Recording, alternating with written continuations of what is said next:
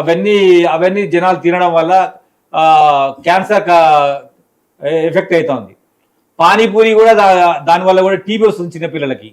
అదొక పెద్ద గంజాయి లాగా దాన్ని అలవాటు చేసారు తెలంగాణ ప్రజలకి, చిన్నపిల్లలకి. అట్లా బాలాజీ స్వీట్లను పెట్టుకొని స్వీట్ల ముసుగులో మరి ఎరాయిన్ కుకాయిన్ అమ్ముతారు, తర్వాత గంజాయి అమ్ముతారు తెలంగాణలో. ఇవంతా మీ సమాజం చేస్తుంది కదా. మీరు ఎప్పుడైనా వాళ్ళని ఇట్లాంటి చేయకూడదని చెప్పాలి కదా. మీరు వాళ్ళకి ఇంకో కొత్త షాపులు రావద్దని కూడా మీరు వాళ్ళకి రిక్వెస్ట్ చేయండి. మేము కూడా మేము రిక్వెస్ట్ చేస్తున్నాం, కొత్త షాపులు రావద్దు. ఎందుకంటే ప్రజలు ఇక్కడ చాలా ఆవేశంతో ఆందోళనతో ఉన్నారు. మీ వల్ల మేము చాలా నష్టపోతున్నామని, మీ వల్ల మీ వ్యాపారం చేసుకోలేకపోతున్నామని, మీ లెక్క వ్యాపారం చేయలేకపోతున్నామని బాధల్లో ఉన్నారు. కాబట్టి బైసా మీ అందరూ కూడా విజ్ఞప్తి, మీరు రావద్దు. వస్తే ఇక్కడ చాలా ఉద్రిక్తమైన పరిస్థితులు ఉన్నాయి. రేపు 18వ తారీఖున బంద్ పిలిపించారు మీ చర్యలకు వ్యతిరేకంగా. అక్కడ ఉన్నటువంటి ఆమన్గల్లో ఉన్నటువంటి వ్యాపారస్తులు, ఇది ఆమన్గల్లో ఒక్కొక్కటికే కాదు తెలంగాణ మొత్తానికి కూడా పాకేటట్టున్నది. దయచేసి రాజస్థాన్, గుజరాత్ వారికి విజ్ఞప్తి చేయండి, ఇక రావద్దని, ఉన్నకాడికి సరిపోద్దని కూడా నీకు విజ్ఞప్తి చేస్తా ఉన్నాను. హేమంత్ గారు విన్నారు కదా, ఏం చెప్పదలుచుకున్నారు? అన్నగారు ఫస్ట్ అయితే మీకు మీ క్వశ్చన్కి నేను ఆన్సర్ చేస్తాను. వ్యాపారంలో ఎవరన్నా వ్యాపారం చేయాలంటే ఇప్పుడు ఒకళ్ళు చూసుకొని నేర్చుకుంటారు, వ్యాపారం కానీ రాజకీయం కానీ. ఇప్పుడు మీరు కూడా రాజకీయంలో వచ్చినట్టే మీకు ఎవరైనా మీ గురువు ఉండొచ్చు, వాళ్ళని చూసి మీరు నేర్చుకున్నారు. అయితే వ్యాపారంలో కూడా నేను ఏమంటున్నానంటే, మీరు యూ కెనాట్ డూ అని కాదు, యూ క్యాన్ డూ. మీరు చేయొచ్చు వ్యాపారం, మీరు ఎందుకు చేయలేరు? చేస్తాం. మా కోటోళ్ళు ఉన్నారు, 500 ఏళ్ళ నుంచి కోటోళ్ళు ఇక్కడ పుట్టినారు. వాళ్ళ నుంచి వ్యాపారం మెలుపుకొని నేర్చుకున్నాం. మా పద్మశాలీలు వ్యాపారం చేస్తారు, మా మంగళోళ్ళు కటింగ్ల వ్యాపారం చేస్తారు.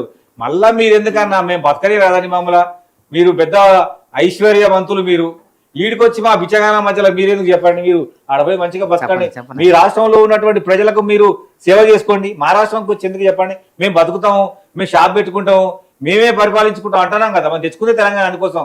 మీరందరూ వచ్చి ఇక్కడ మొత్తం వ్యాపారం చేసి దాన్ని కల్తీమయం చేసి దాన్ని పెద్దగా విస్తరించి మా పుట్టలు కొట్టలేదు ఇంకొడతారు. మేమేడ బతకాలం మీతోటి? కల్తీ విషయం తప్పనా? కల్తీ విషయం తప్పు. ఎవరైతే కల్తీ చేస్తున్నారో మార్వాడి కానీ ఎవరైనా కానీ, ఏ వ్యాపారులు ఎవరన్నా కల్తీ చేస్తే ఖచ్చితంగా చర్యలు తీసుకోవాలి. మీరు అంటూ కల్తీలు గిల్తులు ఏమి ఉండవు అన్న. చేయకపోతే బెస్ట్ కదా, దాని మీద చర్యలు ఎందుకు? చేయకపోతే బెస్ట్ కదా, అందరం కలిసి జీవించవచ్చు. ఉండవు చేస్తే తీసుకోండి. కల్తీలు ఒకవేళ చేసి ఉంటే ఫుడ్ డిపార్ట్మెంట్ లేవా? ఇప్పుడు మీరు అన్నట్టు ట్యాక్స్ కడతలేరు. జిఎస్టీ వచ్చిన తర్వాత జిఎస్టీ గురించి మీరు కొద్దిగా స్టడీ చేసుకోండి. ఇప్పుడు నేను ఒక ప్రోడక్ట్ ఫర్ ఎగ్జాంపుల్ మన జాగ్వార్ సంబంధించింది మాల్ తీసుకున్నా, నాకు జిఎస్టీ ఉంది. జిఎస్టీ ఉంటేనే వాళ్ళు నాకు సేల్ చేయవచ్చు. నేను వితౌట్ బిల్ మీకు ఇచ్చినాననుకో, ఆడ నేను 10 ప్రోడక్ట్స్ నేను కొన్న పర్టికులర్ కంపెనీ నుంచి 10 ప్రోడక్ట్స్ గురించి నేను ఆడ ఫీడ్బ్యాక్ ఇవ్వాలా?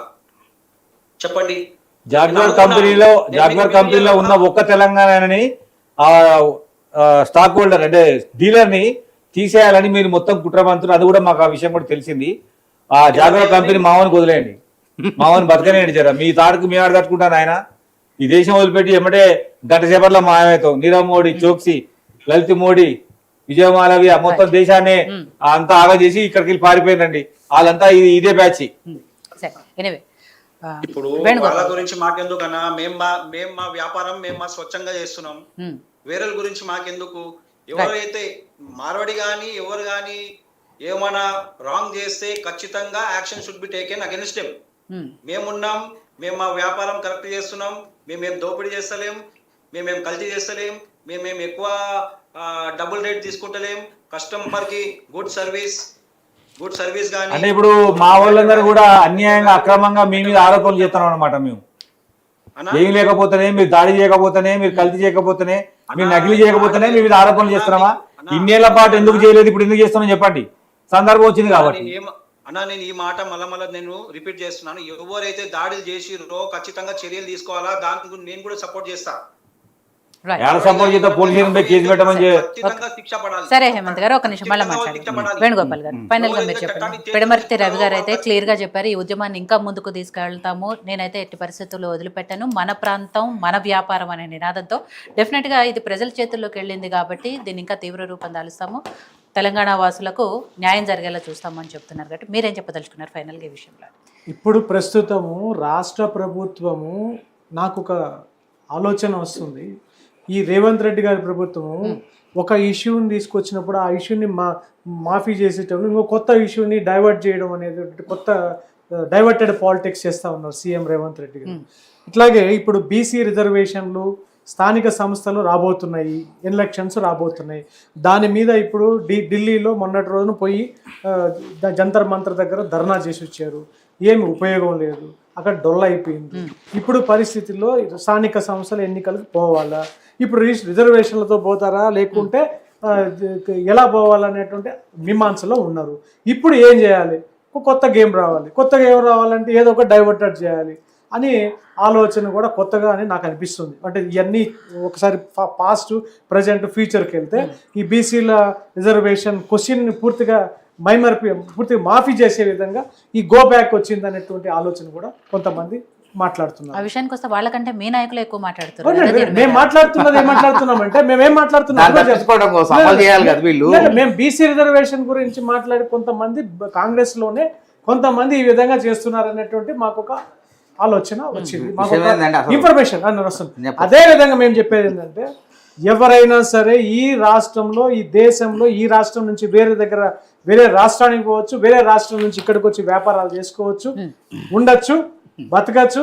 వ్యాపారం చేయడం కాదు, వాళ్ళు ఏ పనైనా చేసుకోవడానికి కూడా ఇక్కడ ఇబ్బంది ఏం లేదు. ఇది భారతీయుని హక్కు, రాజ్యాంగం ఇచ్చినటువంటి స్వేచ్ఛ. ఇక ఒక వర్గాన్ని, ఒక వర్గము, ఒక మతాన్ని ఇంకొక మతాన్ని కించపరిచినట్టు మాట్లాడడం అనేది తప్పు. దానికి సంబంధించినటువంటి స్థానిక ప్రభుత్వాలు చర్యలు తీసుకోవాలి. దానికి ఎటువంటి విషయాల్లో డిమాండ్ మేము చెప్పేది అదే. బాధితులకు న్యాయం జరగాలి. జరిగినటువంటి దాడిని ఎస్కే జ్యువెలరీస్ యాజమాన్యం, సంబంధిత వ్యక్తులు, వాళ్ళు మార్వాడీలైనా సరే, ఇంకా తోపులైనా, తురుములైనా, కోటీశ్వరుడైనా సరే వాని మీద చర్యలు జరగాల్సిందే.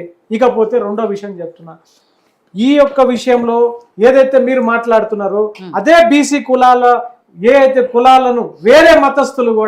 వేరే మతస్థులు అంటే ఇక్కడ అన్య మతస్థులు, ముస్లింలు, వేరే క్రిస్టియన్స్ కూడా భారతీయ జనతా పార్టీ మేము మాట్లాడే మరొక కొత్త ఉద్యమాన్ని కూడా మేము కూడా గో బ్యాక్ అంటున్నాము. అన్య మతస్థులను గో బ్యాక్, సేవ్ బీసీ వృత్తులు, బీసీ కుల వృత్తులని ఖచ్చితంగా సేవ్ చేయాలి. వాళ్ళ కుల వృత్తులు బీసీలకు చెందాలనేటువంటి అంశం మీద మేము కూడా ఒక కొత్త ఉద్యమాన్ని చేయబోతున్నాము అనేటువంటి వాస్తవాన్ని మేము కూడా స్పష్టంగా తెలియజేస్తున్నాం. ఏదైతే అన్య మతస్థుల ద్వారా ఈ కుల వృత్తులను నాశనం చేస్తున్నారో, ఏదైతే మంగళి పని చేసే నాయ బ్రాహ్మణులను, అదేవిధంగా బంగారం పని చేసే విశ్వ బ్రాహ్మణులను, అదేవిధంగా ఏ కుల వృత్తిని కూడా బతకనీయకుండా చేస్తున్నటువంటి అన్య మతస్థులను కూడా ఇక్కడి నుంచి మనం వెళ్ళగొట్టాలి. దానికి సంబంధించి కూడా మేము కూడా ఒక ఉద్యమాన్ని కూడా ప్రారంభిస్తాం. అతి త్వరలో ఆ కార్యాచరణ కూడా మేము కూడా చేస్తాం అనేటువంటి సందర్భాన్ని తెలియజేస్తాం. రైట్, ఒక్క నిమిషం అండి. మన మార్వాడి గో బ్యాక్ ఉద్యమానికి సంబంధించిన మరో ఉద్యమకారులు తెలంగాణ శ్యామ్ గారు లైన్లో ఉన్నారు, తనతో ఒకసారి మాట్లాడదాం. శ్యామ్ గారు నమస్తే అండి. నమస్తే మేడం, ప్యానెల్లో ఉన్నటువంటి వాళ్ళందరికీ నమస్కారం. చెప్పండి మేడం. రైట్, శ్యామ్ గారు, ఏదైతే మార్వాడి గో బ్యాక్ అనేది నినాదం నడుస్తోందో దానికి సంబంధించి ఉద్యమం చేపడుతున్నారు. పిడమర్తి రవి గారు, మీరు, మీలాంటి వాళ్ళందరూ కూడా మాట్లాడుతున్నారు. అఫ్కోర్స్ మీకు కొన్ని బెదిరింపు కాల్స్ కూడా వచ్చినాయి మార్వాడీల నుంచి అనేది అన్నీ కూడా సోషల్ మీడియాలో చూస్తున్నాం. కాబట్టి ఏంటి అంటే మీ డిమాండ్స్ ఏంటి, మీరు ఏం అడుగుతున్నారు? ఇన్నేళ్ళుగా లేని వాళ్ళు ఎప్పటి నుంచో